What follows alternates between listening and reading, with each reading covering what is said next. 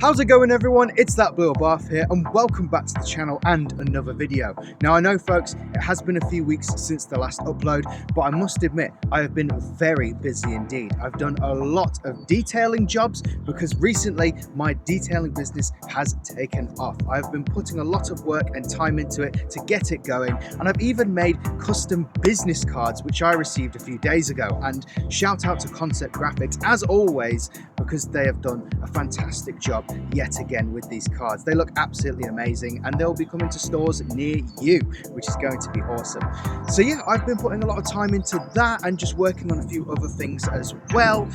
We are going to be doing another car review, and they are the best videos to record, the most fun ones to record as well, alongside POV drives. And I think you guys are going to like this one, especially the PD enthusiasts out there, because today we don't have a petrol car. No, we have a diesel, and one of the best diesel hot hatches there is, the Skoda Fabia, an absolute fan favorite. And well, we're not going to waste any time today, folks. We're going to get straight into it. So let's get started.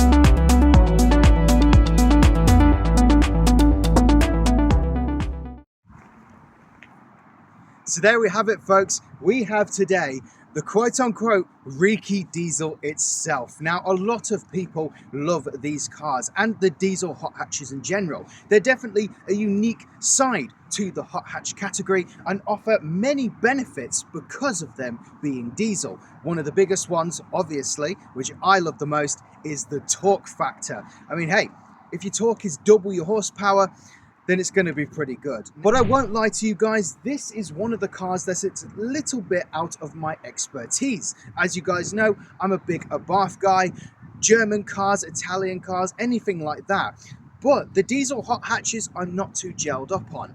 Things like the Skoda Fabia, the Seat Ibiza, and a few other diesel cars as well. So if I do get some things wrong, I do apologize, but I imagine a few of you out there are PD enthusiasts and know a lot more than I do about these awesome little machines. And well, how about we get started with the most popular part about this car, and that's the engine. So underneath the bonnet of the Skoda Fabia, we do have a 1.9 litre diesel 4-cylinder, which puts out this, which is pretty impressive for what it is. Now, of course, as you guys know, torque is very crucial for a car. It's what pulls you along and allows you to have that bottom end power. Whenever you're at the low end, torque allows you to shoot along like crazy until your actual boost builds up. And if you take torque away, then you'll find that the low end will be quite sluggish. But when it comes to a diesel car, torque is the thing that is pretty much focused on the most. And well, you'll definitely notice that when you put your foot down. The owner tells me that this thing is an absolute blast. When you put your foot down, the torque is crazy. And that's why diesel cars are pretty amazing, because of how much torque they have. We have a few things under the engine bay here, such as a Tyson Performance cone filter, a few pipes, bits and bobs, and we do have a 1556 turbo as well, which I believe is a hybrid. I could be wrong on that, but again, everything will be in the top corner in text so you can see what is here. But we do have quite a tidy engine bay, lots of space to work on, and we do have a nice blue engine cover as well. And you'll see throughout this car that there are a few blue accents as well. The owner told me that he did go green on a few things, but he's seen that quite a lot. So we thought he would go quite unique and change it up to blue, which I definitely rate. I mean, blue is an awesome color and it's nice to have as an accent as well. So I really do think that works. Along with the silver too, I do like the combinations going on here in regards to the color. But apart from that, we do have a lot of performance orientated things under the hood, which will be on the screen for you to see. And again, a lot of you PD owners will probably know where to start when it comes to these engines. But from what I know, they're very powerful and you can get some amazing torque out of these things. Even out of the box, they're pretty powerful. But there is one thing you need to know about this car, which is this is not actually a VRS. Now, a lot of you, upon first glance, would probably think that this is a full-on VRS, and you would be right, because when I looked at it, I thought that exact thing. I mean, it has a full-on VRS body kit, so it is, right? Well, a lot of people do like to put body kits on these cars. We've seen it before with the black EP2 Honda Civic that I had on the channel a while ago. That had a full EP3 Type R body kit to convert it into that. And it was pretty sick. It really did look great, and it fooled me. It really did. And so did this. So you can definitely see that you can just mix and match body panels and make whatever you would like. But from the factory, and when this started off, it was actually a comfort spec Fabia. This is actually the first Fabia to ever be made. It is the Mark I chassis, and that lasted from 1999 to 2007, and that was where the Mark II took over. But with the Mark I, it got quite a lot of trims. You've got comfort, elegance. I believe there was also one more sort of comfort spec, which will be on the screen, and then of course the RS/VRS kit, which you got with the top spec one, which got this whole body kit you see before you, wheels, the engine, interior, everything. And that was pretty much the sportiest version you could get. There were other sporty variants too that you could obtain, but VRS was the top one. There were so many different variants of the Mark I, but the VRS is by far the most popular version that everybody loves to go for. Now, what we're going to do is, like usual, go over the aesthetics, go over the interior, and then of course we're going to get a sound. And of course we'll start off with the front end. So one thing I like about sort of retro hatches and ones from the 2000s is the boxy shape, where it's just nice to look at. It's not too overcomplicated. It doesn't have things it doesn't need. It's simple but very effective, and I just love the way it looks. We've got some nice sporty accents here and there, which is obviously from the VRS body kit, but everything from the tail lights, those are on the back. Bruh. The front lights rather, the grille and the blue accents that we will see a few times throughout this car just really help make it into quite a nice looking thing. Even the grills are sort of sporty with the honeycomb mesh, and then of course the main grille as well with the VRS badge on it. It's a very cool looking thing from the front, and I think the nicest part of it is the paint. Now, the actual name for this paint will be on the top of the screen, but for now I'm just going to call it silver because, well, I don't know the name. I do apologize, but this silver is such a nice colour for it. Usually you do see a lot of red, black and white Skoda Fabias, but to see one in silver is pretty cool. And this car is actually nicknamed the Silver Fox, and I like that a lot. I think that's a pretty sick name for this car. Definitely tell the differences between the VRS and the normal elegance and comfort specs as well. The amount of aggression and sportiness added onto the front of the VRS is definitely a nice touch, and overall I've got to give kudos to Skoda for making such a cool looking hot hatch. And moving on to the side profile, yet again we can see the really cool boxy shape. But of course, as time went on throughout the years, that boxy shape started to get a bit smoother in different places. As we can see, there's a few nice edges and round curves throughout the body lines of the Fabia. And we do have some differences here and there. And well, a lot of you out there who own a Fabia or an enthusiast of these cars will already see something that's not quite right. And well, if you've already guessed it, you're right, it's the wheels. So let's get a little bit closer and see what they are. So coming close to the wheels now, and as we can see, these are different from the factory ones you would receive on the Fabia, because these are from the other diesel hot hatch that you've seen quite a lot with this car, and that is the Seat Ibiza. So these are the FR wheels you would receive on the Ibiza, and I think they suit the Fabia quite well. They look pretty cool, and the 5-spoke design with the little gap in between is definitely a nice touch for these wheels. And like I said, they suit this car very much. They look really cool, and overall, silver on silver is a nice combination. So we do have the Skoda center caps on here as well, which definitely a thumbs up from me. I love when people do that. They put the OEM center caps on the modified wheel. Always a plus in my book. But that with the blue calipers is also a really nice addition, and we will see a few more blue accents here and there, but it's very nice to see it on the calipers. It really pops and shines through the wheel, and you can definitely see it. A dark blue as well, you think you wouldn't be able to see much of a dark colour, but against the silver it works quite nicely. We do have some nice tyre setups going on here as well, and as for the size of these wheels, they are 17 inch, 205, 40, 17. Nice little setup, not too big, not too small, and should be quite nice on the road and should help this car quite a lot. But there we have it. Very nice wheel setup for this car, definitely different to what you would usually get. And throughout this video as well, you will see pictures of the original model of this car, the Comfort one, and what you would get as opposed to this one. And you'll be able to see all the differences, and there are quite a lot. But let's move on to the rear end, which is definitely a favourite for a lot of people on this car. Whew, I'll tell you what, folks, you get to see some awesome cars roll past this place. An Aerial Atom. Can you believe that? An Aerial Atom just rolled past here. Sounding amazing as well, by the way. They are such sick cars. But talking of sick cars, back onto the Fabia and the rear end. Now, like I said, a lot of people love the rear end of this car for one reason in particular, and it's that down there. Now, these are very, very loved by many because of the sound they create. Now, I imagine that you've heard these revving quite a lot, but it's one thing in particular that makes them so funny to listen to, and that is the limiter. Now, a lot of people put popcorn maps on these cars or smoke maps as well, so then a lot comes out the back of the car and it's just a smoke screen, or they'll have it so that it does it on the limiter as well, which I have heard quite a few times, and it never disappoints. It always puts a smile on your face. It's very funny to listen to, and we're going to get some of that on camera today, folks. Oh, as long as it doesn't cloud up the camera with black smoke, we should be all right, and you'll be able to see and hear some awesome Fabia goodness.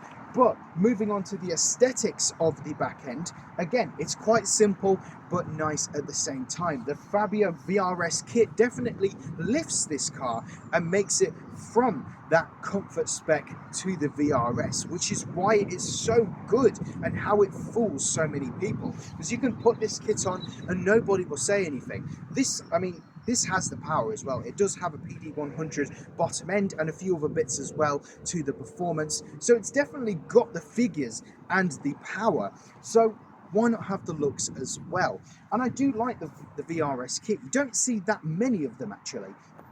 But I think the things I like about it the most are the tail lights and the dual tip exhaust coming out of the left side there. It's quite a cool looking hatchback from the back. It's got a few nice lines here and there, but not too much, just like the front. Cool styling, nice spoiler as well, which I'll get a little bit close to in a minute. And then of course the exhaust system, which also looks really sick. And well, I want to talk a little bit more about that exhaust. So let's take a closer look.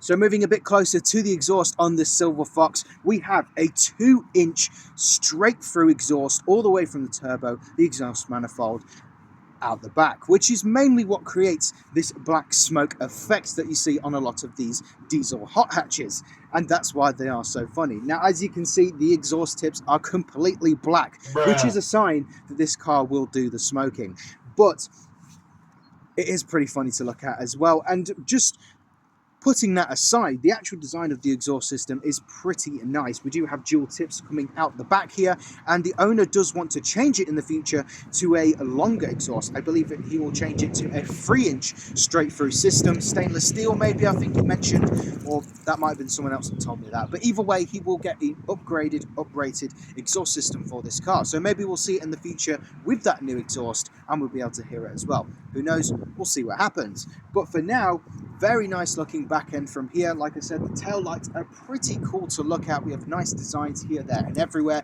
As you can see in the top left corner, we do have that Skoda badge as well with the blue accents on it as well. Or maybe the top right corner, it depends, because right now I will need to flip the video because when I record like this, it is flipped. So either way, right or left corner at the top of your screen, you'll see that lovely bright blue Skoda badge, which is a very nice thing for the back of the car. Like the front, it pops and just makes the back end quite vibrant. We also have a very cool little sticker there, all smoke, no poke, which I like as well. Kudos for that. That's a funny sticker. I like when people put funny stickers on the car. It always gives the car a bit of character, and I like that indeed. I think you know what time it is. It's sound check time. I'll get you set up and we'll get started. All right then, folks, so here we go, the part you've all been waiting for, the sound test. Now, as we all know, these cars make quite a unique noise, and because of the whole pop and bang map, or smoke map rather, we're going to see something very interesting indeed. I've positioned the camera to the side a little bit, just so then the whole camera doesn't go dark or black. But here we go, let's get started.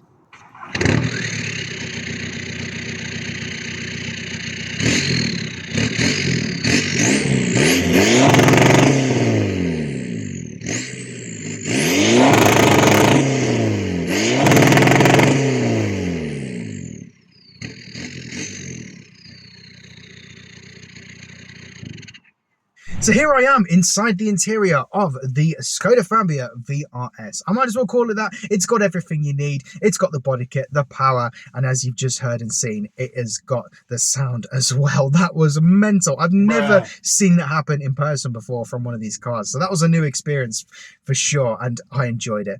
I mean, the smoke was definitely heat-seeking because it was coming towards the camera, even though I angled it away from it. But either way, that was so funny to watch. I hope you guys enjoyed it as well. That was a blast. But moving on to the interior now, we do have some different bits in here as well, continuing on the VRS styling, such as the steering wheel, which is a very nice thing indeed. The quality of it is lovely. We do have some nice leather around the outside of it, and even the central part of it as well feels good too, with the Skoda badge on it as well. And we do have everything you need in here. It's got all of the bits and bobs you would need for a driver-focused car. And that's what everyone says about these VRSs, the FRs, and a few of the other diesel hot hatches too, is that they're very simple, yet they're very driver-friendly and driver-focused.